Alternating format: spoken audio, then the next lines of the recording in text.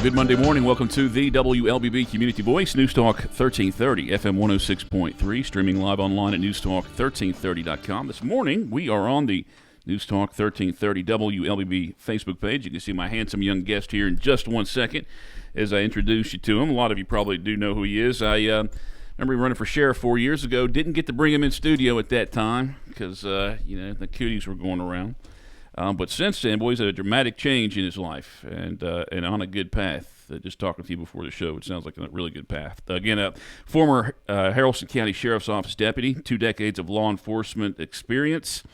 Been a Tallapoosa, Haralson County resident all your life. You tell me whatever was wrong on this. Sure. That I put together. Haralson County, Tallapoosa resident all his life. Attended Floyd College. Got a degree in criminal justice.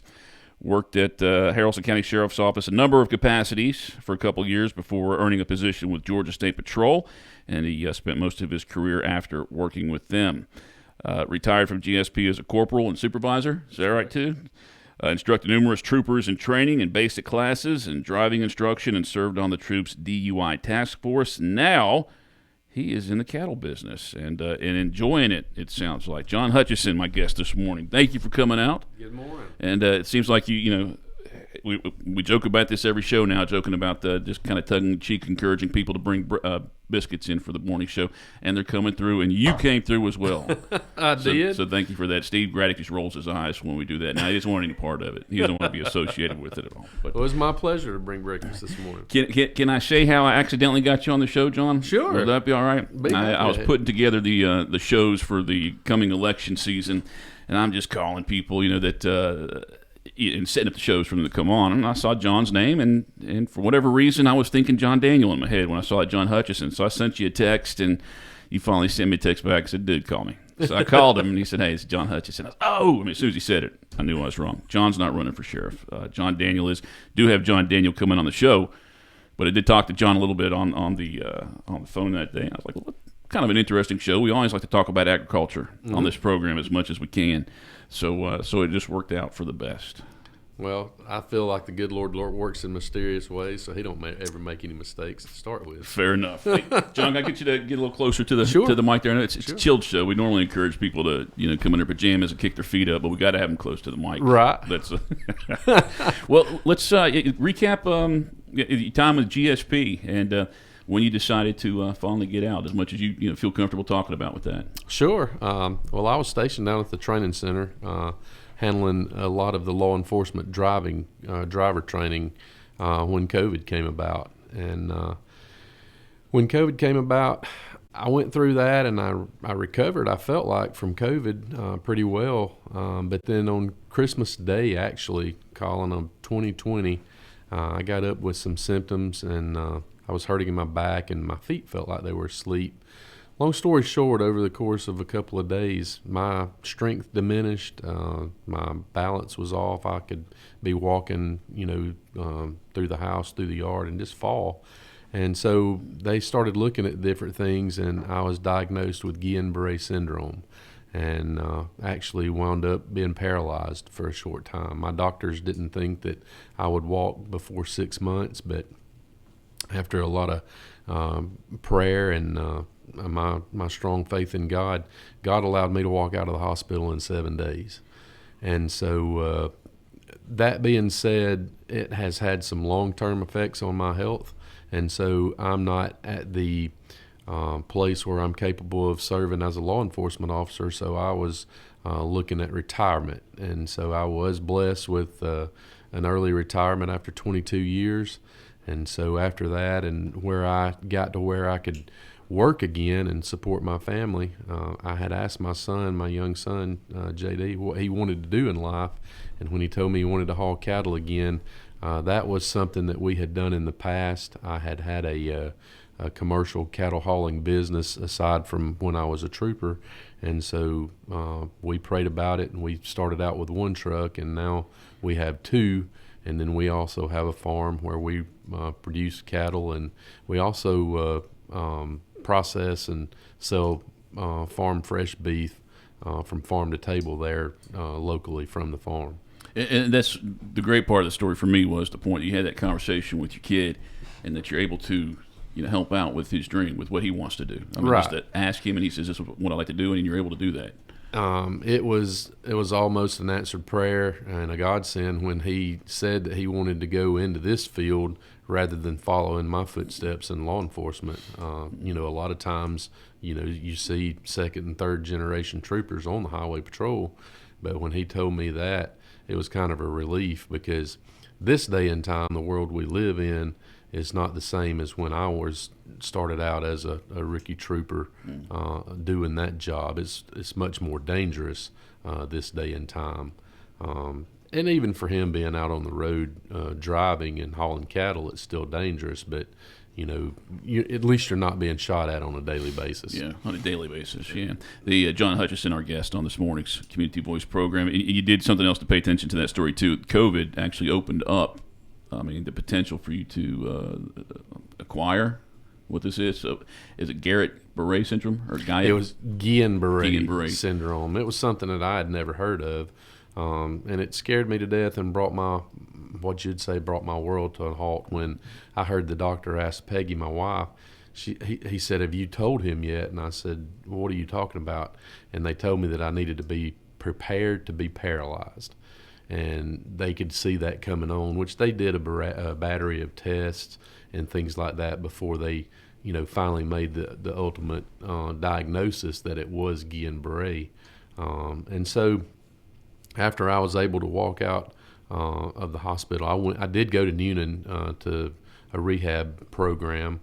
I was supposed to be there for 14 days, learning how to walk again, learning how to feed myself, because during the time that I was here in Carrollton at the hospital, Peggy was having to do everything for me.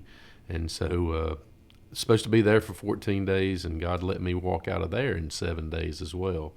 And he just strengthened the testimony that I can share. I've been preaching since 2012, so he had an ultimate plan. He had a change of gears, if you will, for me in my life. And so it brought me away from law enforcement, and it put me into a position to where I can spend more time with family and, just be a better steward and a better servant for him. And now I get to be both. I get to be a servant for the good Lord and also a good steward of the land too, because now I'm a farmer. Mm-hmm. And I do want to talk about that in some good detail. I think I'll save that, because I'm still fascinated with this. With what you've gone through. There's still a recovery period. You're not out of the woods with it right now. You're not, doing somersaults and flipping and things like that. No, right? I was probably, like me and you talked about before the show started, when I was in law enforcement at that time before I got sick, I was probably in best shape of my life. I feel like really I was in better shape at that point in 2020, than I was when I went through trooper school. I had a coworker that was working out with me every day down at the training center. It's actually the director down there, Chris Wigginton. He was my accountability partner as far as working out, and we were probably working, lifting 4 or 5 days a week, and we would run 3 miles a day after we'd get finished working out. So I was in very good shape. But this has left me with some long-term effects. Very weak as far as my strength on my left side, where I had the paralysis, is still very diminished. You may think it's a menial task, but sometimes it's a chore for me with my left hand to put a gallon of milk in the refrigerator on the top shelf. And I know that sounds elementary, but that's still something that I have to Well, deal it's with. noticeable. Are you prepared for that every time you grab a gallon of milk and you're thinking about, I know I need to put it on there? Are you paying attention to it? Or are you to the point you still approach that just like it's going to happen and ignore it and risk dropping it or something? I do focus on the exercises to where I work that left side more, or I try to make a conscious effort to work the left side more than I do the right side. Peggy mentioned it the other day. I was doing something and she said, "Well, do it with your left hand." She said, "Build the strength up on the left side, to where you can continue along." So I'm in my 4th year of recovery, and it's 1,000% better than what it was, but there's still room for improvement. John Hutcheson, our guest on this morning's Community Voice program. That first segment, very fascinating story, and it kind of gets us where he is today, which will be very interesting for us as well. I don't know how I'm going to work this into the story. I did a story this morning about a statement that a candidate for District 5 in Carroll County, and this may have been tried before, but he had mentioned he'd like to see Carroll County purchase a property and start a farm. To kind of help with the future of ag in Carroll County. Hold on to that and let raise cattle, do vegetables, let inmate labor kind of take care of that, and just sustain that for years to come. Maybe I don't know how I'll work that in with your story, but it just coincidental that this interview fell on the same day that we did that story. But let's go ahead and take our first break here. Time right now is 8:41. We'll come back and continue our conversation with John Hutcheson, local farmer, former Georgia State Patrolman, Community Voice, brought to you by Tanner Health System, Oak Mountain Academy. Health is a journey.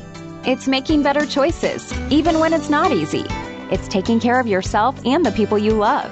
At Tanner Health System, we're there for you with every step, with primary care, heart care, cancer care, women's care, orthopedics, surgical services, and so much more. We're dedicated to helping you live and feel your best. So let's get on that journey to health. You've got places to be for many years to come. Find us at tanner.org. The World Language Scholar Journey at Oak Mountain Academy is designed to provide students with a clearly defined, curriculum-based track to acquire essential knowledge and skills for success in biliteracy fields of study. The successful completion of this journey provides colleges with a method to recognize a rigorous foreign language immersion experience for all students at Oak Mountain Academy. I'm Patrick Uran, head of school, inviting you to journey with us on the mountain. For more information, visit us at oakmountain.us. Discover your journey at OMA. Prepare, explore, and achieve.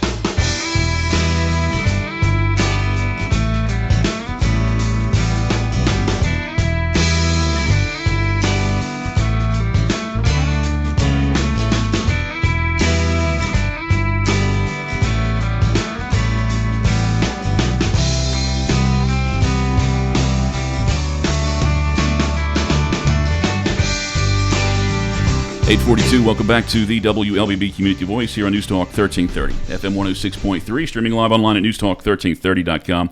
And this morning we are on the News Talk 1330 WLBB Facebook page. My guest this morning, John Hutcheson, former state trooper. Now he's a farmer. And I do want to remind you we are on the Facebook Live app this morning, so you can watch us there. Ryan Hell has checked in. Ryan Heel has checked in. Says, glad to see you, John. He's a good friend of mine. Well, I'm glad he checked in. Thanks for watching this morning, Ryan. We'll get us into. You did timber for a little bit too. I'd be interested to talk about that a little bit. But the notes I wrote down here a little bit this morning. Cattle are raised in all 159 counties of Georgia, so beef industry has a large impact on the state's economy. Georgia-raised cattle descend from stock in Europe, Africa, and South America. How important was that for you to pick out where where the stock comes from? Well, and how do you determine that? As far as trends, everybody thinks that Black Angus beef is the way to go or the only way to go. The commercials sell us on that. That's what we want to eat, right? That's the one they promote the most. Right. But on my farm, we are raising Brahman cattle, the ones with the big long ears and the humps on their backs. And so we found that the Brahman cattle produce a good bit of marbling. And so, on the commercial side of it, when you go to process, it creates a good, relation as far as lean versus the fat. Because you do want to have a little bit of fat in the meat for it to be tender. Mm-hmm. If it's just all lean, then it's going to be a little bit tough when you cook it. So that's one of the things that I look at, and otherwise the temperament as well. Everybody thinks that the Brahman cattle are just so wild, but Peggy's got ours to where you can walk out in the pasture and feed them range cubes, which the ones there at our house, they're what she calls an inedibles. I can't process anything there at the house. I have to have a lease farm, if you will, and what we produce on the lease farms is what we process for the public consumption. So the lease farm, I mean, it's like you have another farm someplace else to where you can have your... We do have two other properties. We have one in Buchanan that we've got leased and one in Cedartown that we've got leased. And I've got a retired trooper as a business partner, Jay Westmoreland from Buchanan. He owns Westmoreland Workwear. I'll say he's very familiar. I think Yes, and so Jay and I, we raise cattle together and things like that, and so we're able to take some of those animals to process, and we get orders that come in, which we're set up at the house. We can handle custom orders as far as we can fill orders as a whole cow, a half, a quarter, or I can sell you a steak. The folks from the USDA have come out and inspected our facility, and we can do that as far as the quantity of it. But that's the kind of cattle that we produce, crossbred commercial cattle. We're not into the purebred side of it. So. Mm-hmm. Well, what is that process to get started? You said you had done some things previous, so you're a little familiar with it while you were still with Georgia State Patrol. But to decide you're going to do a business that you're going to support your family with and maintain. What is that process and the investment? Well, Colin, when COVID came about, I would go with Peggy to the grocery store, and while she was getting groceries, I'd go by the meat counter, and I noticed at some points that the meat counter was kind of bare. And I told her, I said, let's think about this farm-to-table niche. Mm-hmm. I said, we've got a farm. I said, I've got the background. My grandfather and my dad brought me up around cattle, so I've had a passion for cattle all my life. I don't think that there's been but just a few years at any given time in my 50 years that there hadn't been some type of cattle on our farm. And so that's how we got into it, was just being able to provide a good, wholesome product there in the community, and knowing where your beef comes from. When I pick the beef up from the processor, I know that there's no preservatives in that. What you buy in the store, you're going to get some preservatives, and you can be able to tell that in the different color of the meat. And so that's the biggest driving factor that was behind what we did going into it when we started selling beef from home. Without the preservatives, though, you got to be sure that you have a seller pretty quick too, right? Yes, which when we get our boxed beef from the processor, it's already frozen. So we bring it straight from the processor, which is about 40 miles, and then put it straight in the freezer. And so a lot of times I will have a customer that's already spoken for that side of beef, or whatever it is. Like I said, some people buy a whole cow at a time, mm-hmm. and then some people, they'll go in, they maybe have two families, and they'll split a half. So it doesn't stay there very long. And what's the benefit with farm to table? I mean, I guess the benefit is that you know exactly where it's coming from, and then they can put that in storage, right? I mean, we need somebody with a big fridge to buy that. Most of the time they've already made preparations. They know what they're going to have to do when they get it to the house if they buy that big of a quantity, which we've got 3 freezers set up, and each one of ours will hold a whole beef. So when you get a whole beef, it comes in about 7 boxes, and so when you stack it in the freezer, you've got plenty of room for it. So you got the specific cow that you're interested in. Do you have a specific cattle dealer that you go to? Is there a group that you're trusted to deliver the cows to you? I have a processor, and back in those times, again, when COVID was so rampant, processing dates was hard to come by. The local processors, they may be booked out for 7 or 8 months at a time. So I was able to get in with a local processor. I use Roanoke Processing in Roanoke, Alabama. Yeah. And Chris has been good with me. I give him about a week or so notice when I need to process one, and it's about a 3-week turnaround. Once they process the animal, then they'll let it hang for about 2 weeks to dry age, and then they cut it up according to the customer specifications and things like that, and then we go and pick the boxed beef up. So we take them a live animal, and it comes back to the consumer in a cardboard box. It's already packaged. You'll have steaks in one box, ground beef in another, and your roast in another. And so it's a pretty detailed system that they've got, but it's very easy to deal with. For restaurants or somebody who would want to buy from you, I mean, I don't know if you already have them that do purchase from you directly, but if they were to buy from you, do they have to? Does another process need to be added to there to verify or certify anything? No, because everything that we get processed on the USDA side, so it's inspected. Every package that comes has an inspection. USDA inspection seal on it, and so that meets the requirements to where we can sell to the restaurants. We've sold to several local restaurants there in Tallapoosa, especially a lot of our ground beef. Mm-hmm. Do you have like a logo or anything like that that's on this packaging when they get that? Is there No, we haven't gotten in that far with it because I knew that we wanted to stay local. Mm-hmm. Our farm is 3H Cattle Farm. It stands for me, Peggy, and JD, the 3 H's. And so my dad, he plays a big part in it, but he wanted to stay silent. And so he's retired, but he is a big part of helping us in the background, but we're just a small farming family. Former Georgia State Patrolman, current farmer, John Hutcheson, our guest on this morning's Community Voice program. Again, if you have any questions or comments, feel free to post those to the News Talk 1330 WLBB Facebook page, and I'll share those with John when we come back. I did kind of allude to this, maybe just get your opinion on it. The story that I ran today about the possibility, I only want to say a possibility, an idea for Carroll County to maybe purchase some farmland and start up their own farm and let inmates work it, whether it's for vegetables or for cattle.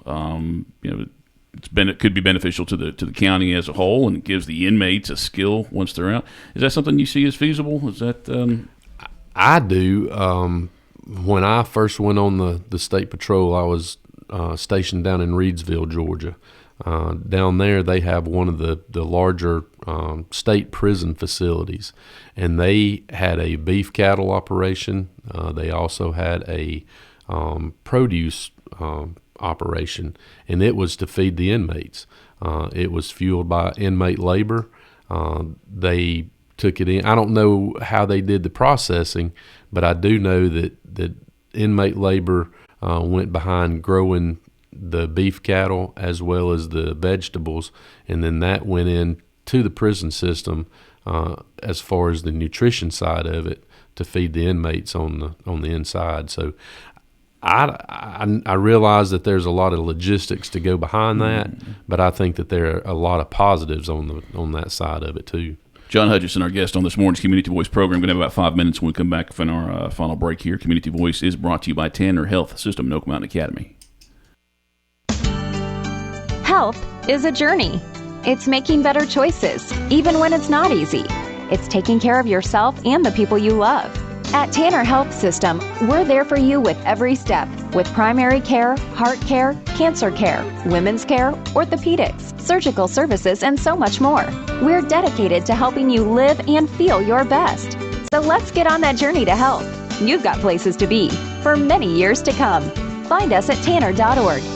The Entrepreneur Scholar Journey at Oak Mountain Academy is designed to provide students with a clearly defined curriculum-based track to acquire essential knowledge and skills for success in business and leadership. Critical areas include identifying entrepreneurial characteristics, selecting a value position, and business model development. I'm Patrick Uran, head of school, inviting you to journey with us on the mountain. For more information, visit us at oakmountain.us. Discover your journey at OMA. Prepare, explore, and achieve.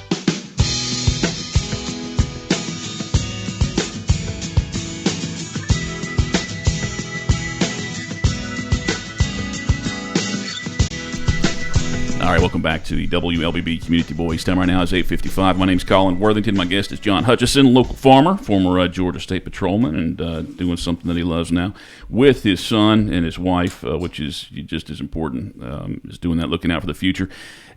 We'll, again, 5 minutes here. I'd say over the last couple of years, we keep hearing more and more farmers talk about how they are concerned about the future of farming. I mean, it's one of the biggest businesses in the state of Georgia, but they're worried about the future because the youth aren't as excited about maintaining that land and carrying on those family traditions. But you're fortunate enough that you're not seeing that in your home. Well, my son, he's very interested in farming. He is a young farmer. locally, he hauls cattle for farmers. He'll pick them up on the farm, take them over to the stockyard for them, and whatnot. And like I think I told you at the beginning of the show, we have 2 commercial semi trucks that we haul both feeder cattle and packer cattle to the packing houses. But we also haul them here locally.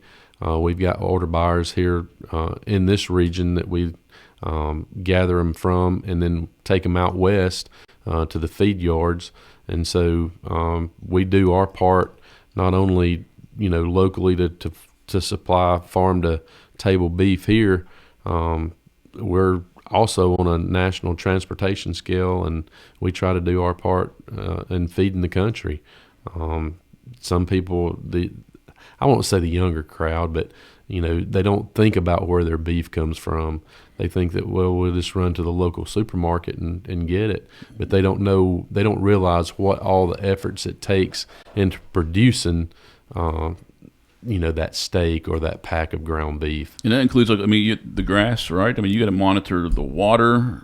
That's right. There's all kinds of things that go into your day. In order to be a good cattle farmer, you've got to be a good grass farmer, and that's something that every farmer around here focuses on too. And so right now the cattle business, the cattle prices, they're very good. It's a seller's market now. Cattle prices are bringing very good for the farmer, but also the input costs have gone up too. Cost of fertilizer has increased. The cost of farm machinery has increased. You go and buy a good sized tractor. I paid more for a good sized tractor these days than you will a first startup home. Back when we started out. So you've got all kind of things that go into farming that someone might not see if they don't do a little bit of research about it. Yeah, we've got about 2 minutes left in the show. Any businesses locally, I think they do try to contribute to the community a little bit and give back. And sure. Are you guys able to do anything like that at this point? Are you to that level where we have? Some of the local schools have reached out in some of their fundraiser programs, and we'll donate different size beef boxes and things like that. We'll put together a beef box. I think our last one, it had ground beef, a couple of roasts and some steaks, and maybe some stew beef and like cube steak in it. We just try to create a variety box and donate when different organizations like that reached out. And we've been able to help the band and the football team and stuff like that a little bit. Well, good. Thank you for doing that. No trouble. And thank you for coming on the show, John. It's been a pleasure. It was good to accidentally bring you on the program and catch up and talk about that. Yes, it's sir. a great story. I'd like to end by I thank the good Lord for the health and strength He's given me to be able to recover to where I can work and provide for my family. And this traveling across the country hauling cattle has given me the opportunity to share the gospel of Jesus Christ, not only in our community, but from here to all the way to western Kansas. Very cool. Again, John, good to see you. Good to see you and, too. Glad you guys tuned in this morning to listen to this program. Tomorrow, I believe we have West Georgia Technical College on the show. They have a big event coming up. Then we got Sarah Claudia on Thursday. We'll have Keith West on Friday, the election superintendent. A lot to talk about with this upcoming election and all the ballots, and make sure you're registered and all that good stuff. And then on Friday, we have a candidate for Haralson County Commission chairman. His name is Ronnie Ridley. He's actually the chairman right now. He'll be the first candidate. And then after that, for like the next 12 weeks, is nothing but election stuff. So hope you look forward to that. Community Voice brought to you by Tanner Health System, Oak Mountain Academy. Time right now is 9 o'clock. Have a good Monday.